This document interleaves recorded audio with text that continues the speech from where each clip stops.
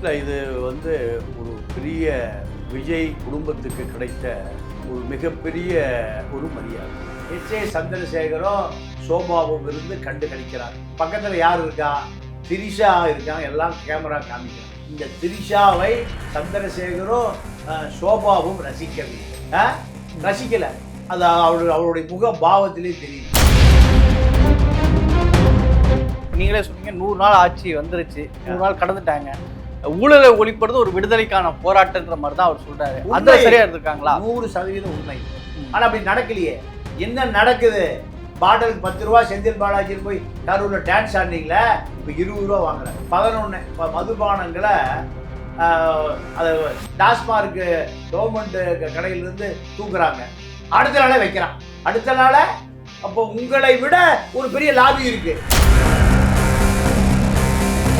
உங்களை விட ஒரு அதிகார மையம் இருக்கு. சாராய அதிகார மையம். அது யார்? விஷ்ணு ரெட்டியா, ஆதவ் அர்ஜுன் ரெட்டியா, அபினேஷ் ரெட்டியா? யார் அந்த அதிகார மையம்? 60 வழக்கு இருக்கு முறைகேடாக குவாரி நடத்துற வழக்கு. யார் மேல? விஷ்ணு ரெட்டி மேல. அவர் ஏன் இப்ப விஷ்ணு ரெட்டியை உங்களுடைய ஆலோசனை போட்டிருக்கீங்க? எதுக்கு? இங்க திருடுறதுக்கா? ஆந்திராவில் திருடுறது பத்தாது, கர்நாடகாவில் திருடுறது பத்தாது, தெலுங்கானாவில் திருடுறது பத்தாது, தமிழ்நாட்டில் திருடுறது 60 வழக்கு. விஜய் என்ன யாரு கொடுத்துருக்காரு? கிருஷ்ணசாமி கொடுத்துருக்காரு. கிருஷ்ணசாமி மூலம் மகட்ட மாமனார்கிட்ட கிருஷ்ணசாமியுடைய மருமகன் அன்புமணிகிட்ட டீலிங் முடிஞ்சுது. டீலிங்கே முடிஞ்சது. 4 சீட்டு உறுதி. பாமக தாவேகா உறுதி. வன்னிய வாக்கு வங்கி விஜய்க்கு உறுதி. விசிகா சிபிஎம் எப்ப வேணாலும் வெளியே போகும். சத்யாவில் சுதந்திர தின சூப்பர் ஆஃபர். அனைத்து வீட்டு உபயோகப் பொருட்களும் மாபெரும் தள்ளுபடி விலையில் வாங்கிடுங்கள். மெரிபா பன்னீர் சோடா. ஐ ட்ரஸ்ட் மெரிபா. ஆச்சி மசாலா. எந்த சமையலும் ருசி தேடும் ரகசியம் 20 ரூபாய். ஐயா வணக்கங்க. ஐயா, சுதந்திர தின விழா ஒரு பெரிய கொண்டாட்டம். முதல் முறையாக தமிழக முதலமைச்சர் கூடிய விஜய் அவர்கள் இதுதான் முதல் முறை அவர் குடியேற்கிறாரு. மக்கள்கிட்ட பல விஷயம் பேசியிருக்கிறாரு. முதல்ல முதலமைச்சர் விஜய் குடியேற்றுவது, அந்த நிகழ்வு, குடும்பத்தினர் எல்லாம் வந்திருக்கிறாங்க. இந்த சுதந்திர தின விழா, விஜயுடைய உரை, அந்த நிகழ்வு, அதை பற்றி உங்களுடைய முதற்கட்ட பார்வை. இல்லை, இது ஒரு பெரிய விஜய் குடும்பத்துக்கு கிடைத்த ஒரு மிகப்பெரிய ஒரு மரியாதை. இதற்கு விதை போட்டவர் எஸ்ஐசி தான். எஸ்ஐசியுடைய முயற்சி தான். உதாரணத்திற்கு விஜய் சங்கீதா திருமணம் நடக்குது. இந்த திருமணத்திற்கு 50,000 பேரை எஸ்ஐசி வரவழைச்சார். அப்போ அவருக்கு அப்பவே ரசிகர் மன்றத்தின் மூலம் எம்ஜிஆர் எப்படி ஆட்சியை பிடித்தார், அதே போல ஆட்சியை பிடிப்பதற்கு இந்த சினிமாவை பயன்படுத்தி கொள்ள வேண்டும் என்பது எஸ்.ஏ. சந்திரசேகருடைய விருப்பம். இதில் இன்னொரு பெரிய விஷயம் என்னன்னா, ஏறக்குறைய 3 மாவட்டத்தை சார்ந்தவர்கள் அந்த திருமணத்தை பார்க்கறதுக்கு மண்டபத்துக்குள்ளே வர்றாங்க. மண்டபத்துக்குள்ளே வரும்போது அத்தனை ரசிகர்களையும் அமர வைத்து மீண்டும் திருமணம், மீண்டும் 2 பேர் மாலை மாற்றிக்குவாங்க, மீண்டும் மாலை மாற்றிக்குவாங்க. அப்போது இது அவர்கள் மாலை மாற்றி அந்த திருமண நிகழ்வே சட்டபூர்வமாக சம்பிரதாயபூர்வமாக லண்டனில் கல்யாணம் நடந்துருச்சு. 2 வருஷத்துக்கு முந்தைய ரிஜிஸ்டர் பண்ணிட்டாங்க. அதற்கு பிறகு தான் திருமணம் எங்கே நடந்தது? சென்னையில் நடந்தது. அப்போ சென்னையில் நடந்த பொழுது 50,000 60,000 ரசிகர்களை வரவழைத்து மாலை மாற்றுவது, அவர்களுக்கு முன்னாலே மாலை மாற்றிக்குவாங்க. இந்த தஞ்சாவூர் மாவட்டம் போச்சா, அடுத்து கோவை மாவட்டம் மறுபடியும் மாலை மாற்றிக்குவாங்க. இப்படி முதலமைச்சர் நாற்காலி இன்று 2026 ஆகஸ்ட் 15 கோட்டை கொத்தளத்தில் குடியேற்றுவதற்கு பயிற்சி எப்போ? 50,000. இது போன்று எந்த நடிகனுக்கு நடந்ததில்லை. 50,000 பேருக்கு உணவு, பிரியாணி, சாப்பாடு, 50,000 பேருக்கு வாகனம், வண்டி வசதி, பணம் அதை விட விஜயினுடைய எஸ்ஐசி என்ன பண்ணுவாருன்னா, விஜய்க்கு இந்த படத்தினுடைய வசனங்கள், படத்தினுடைய நிகழ்ச்சிகள், இதை லெட்டர் போடுறான்ல ரசிகன், எஸ்ஐசி ஒரு குழுவே வச்சுருந்தார். விஜய் படம் பதில் லெட்டர் உடனே போயிடும். யாருக்கு? தென்காசி செங்கோட்டை பாடல் இருக்கான்ல, அவனுக்கு லெட்டர் போகும். அவன் விஜய் கையெழுத்தோடு போகும். விஜய் கையெழுத்து ரப்பர் ஸ்டாம்ப் அடிச்சுமா ஒரு குத்தும், அவ்வளோதான். இதுதான் இந்த கோட்டை கொத்தளத்தில் விஜய் கொடியேற்றுவதற்கு எஸ்ஐ சந்திரசேகர் போட்ட விதை. இப்போ இந்த விதையை எஸ்ஐ சந்திரசேகரும் சோபாவும் இருந்து கண்டு கழிக்கிறார். பக்கத்தில் யார் இருக்கா? திரிஷா இருக்காங்க. எல்லாம் கேமரா காமிக்கிறான். இந்த திரிஷாவை சந்திரசேகரும் சோபாவும் ரசிக்கவில்லை, ரசிக்கலை. அது அவருடைய முக பாவத்திலே தெரியுது. இப்போ இந்த அரசு 100 நாள் தாண்டி நடைபோட ஆரம்பித்திருக்கு. திமுக காலத்திலேயே வந்த அதே குற்றச்சாட்டுகளும் தொடருது. ஒரு கிரேக்க பழமொழி இருக்கு, கப்பல் அதே தான், படகை தான் வேற. அதே கப்பலை புதுப்பிப்பதற்கு எங்கே ஓட்டை விழுந்திருக்கோ, எங்கே இத்து போயிருக்கோ, அங்கே வேற பலகையை மாற்றிட்டான். ஆனால் கப்பல் அதே தான், ஆட்சி அதே தான், சட்டமன்ற உறுப்பினர்கள் வேற.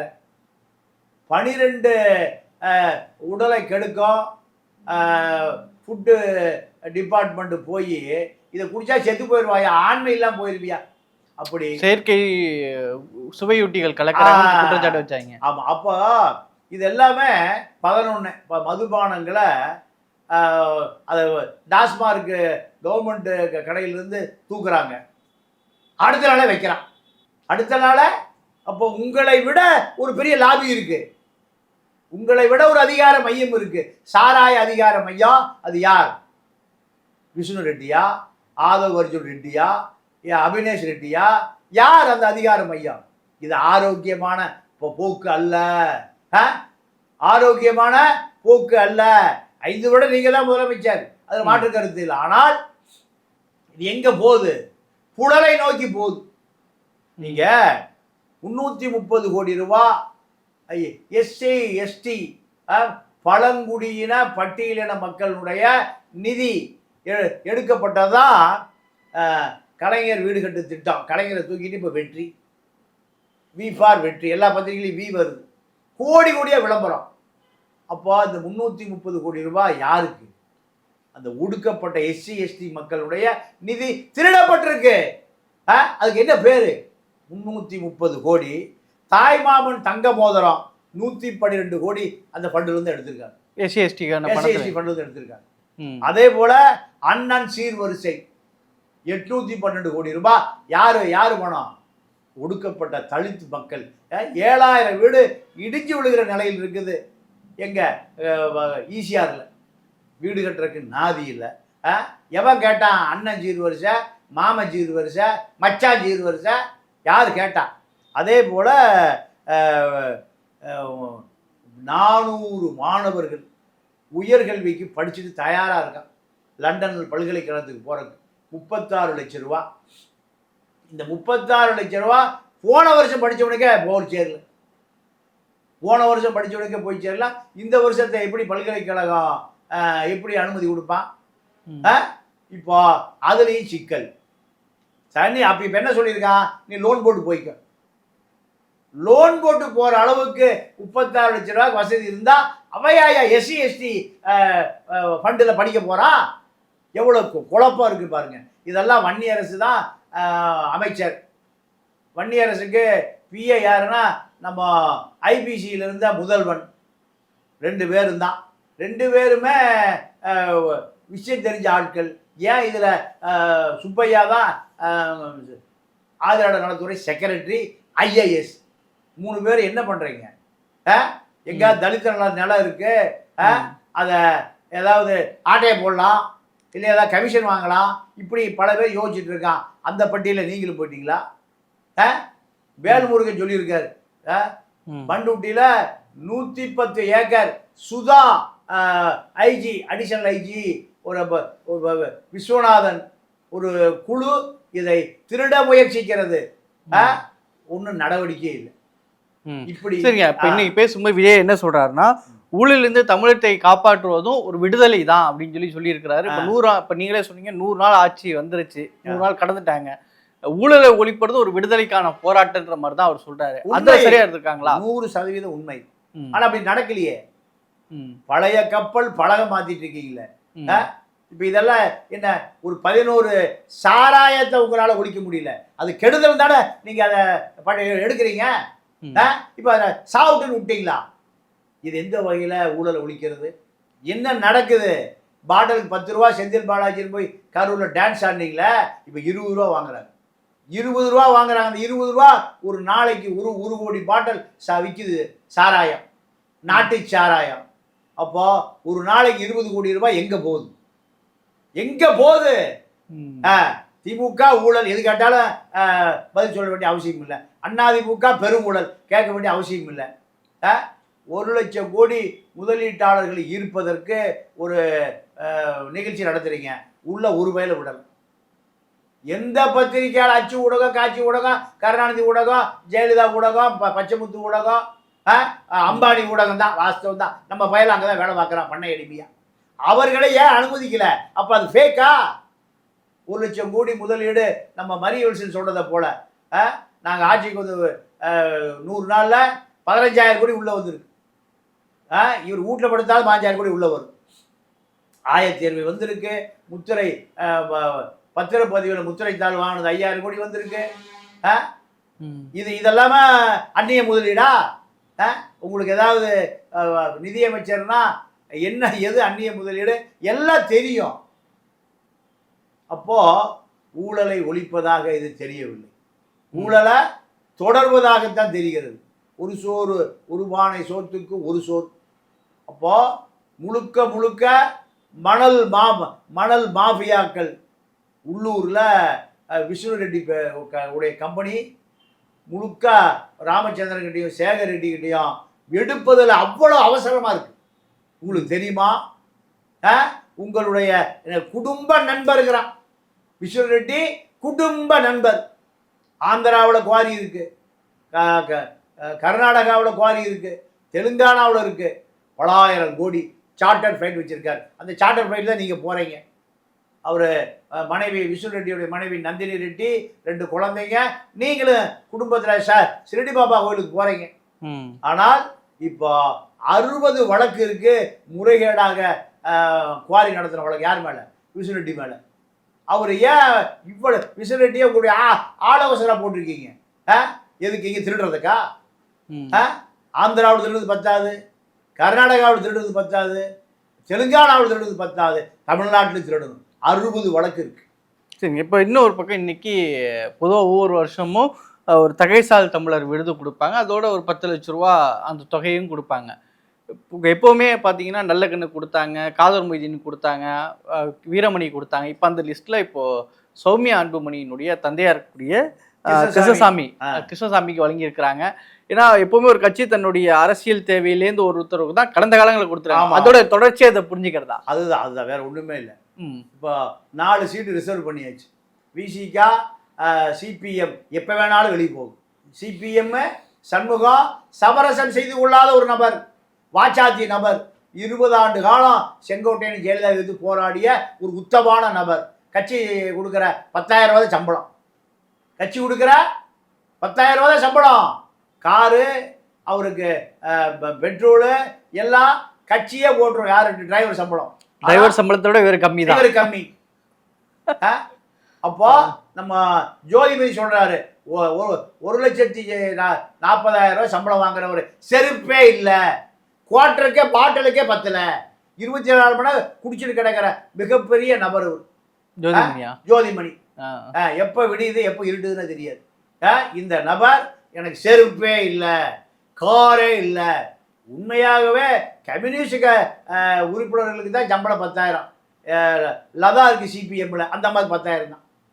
நீங்க நன்மாரன் ஒரு எம்எல்ஏ இருந்தார், கேள்விப்பட்டிருக்கேன். அந்த கேள்விப்பட்டிருக்கேன். நன்மாரன் மதுரையில் கலெக்டருக்கு போய் ஒரு மனு கொடுக்குறாரு, எனக்கு சிலம்போடுல குடிசை மாற்று வாரியத்தில் ஒரு வீடு ஒதுக்குங்கன்னு கொடுக்குறாரு. பஸ்ஸுக்கு பஸ் ஸ்டாப்பில் கையை காமிக்கிறாரு, நிற்காம போயிடுறான். ஓடுறாரு பின்னாடி அந்த படத்தை பார்த்து.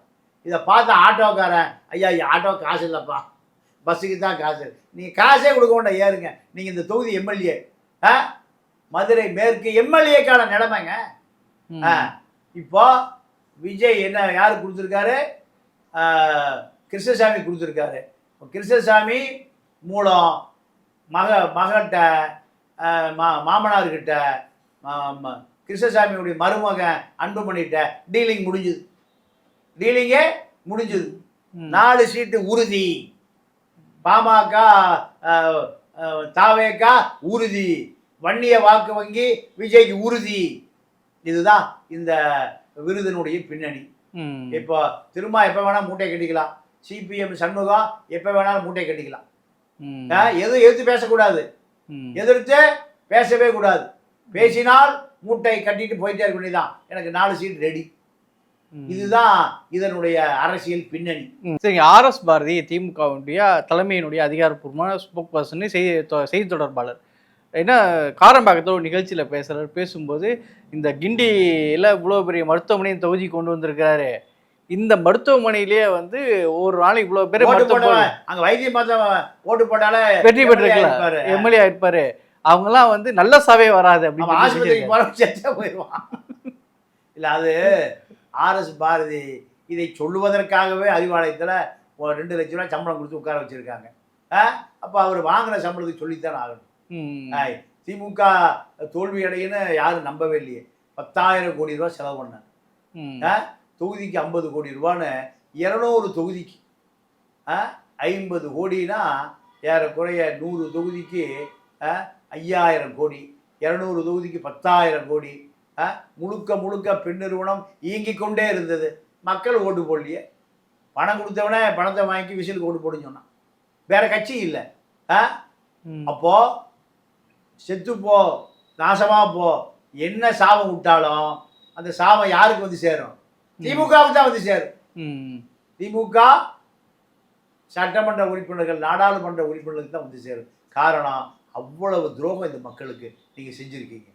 அதனுடைய விளைவு தான் மனமார்ந்த நன்றியை சொல்லிக் கொள்கிறேன்னு அம்மா கனிமொழி, அந்த அம்மா பேர் என்ன, சட்டமன்ற உறுப்பினர், சிங்காநல்லூர் சட்டமன்ற உறுப்பினர் மன்மத மொழின்னு அந்த அம்மா சொல்லுது.